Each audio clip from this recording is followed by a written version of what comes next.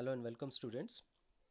Today we will understand the state practices as to operations of international law within their national laws.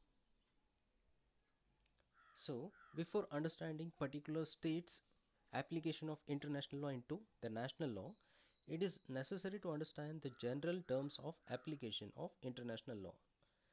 The first is the practice of states suggests that states have chosen to follow that theory which they themselves consider more appropriate and in accordance with their political, social, and economic system.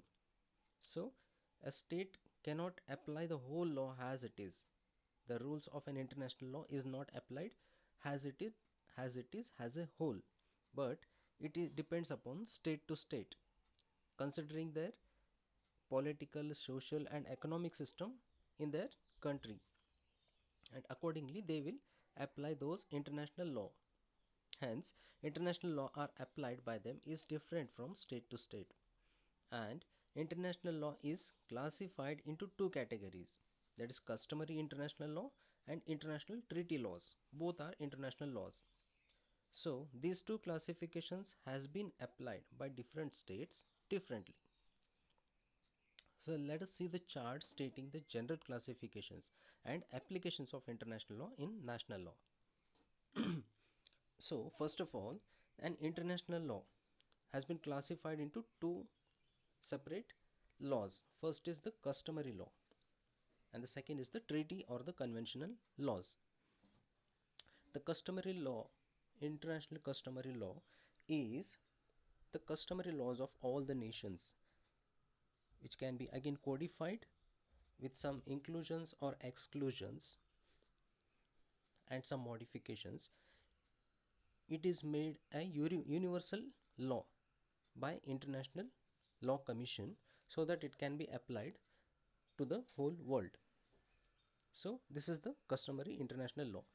And the treaty laws are the laws which are made by more than one country, one state.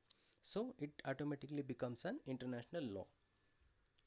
So both these laws has to be applied in a nation's statutory law. So a statutory law is the law of a constitutional machinery of a state which transforms the international law into national law. So the statutory has to consider the international law as its nation's statutory enactment. So this is the national statutory laws. After the international law becoming a statutory law, the next level is the national judicial laws will by default accept it as a law of the nation in their decisions and apply those decisions as per the laws of a nation, though being the law of a international community.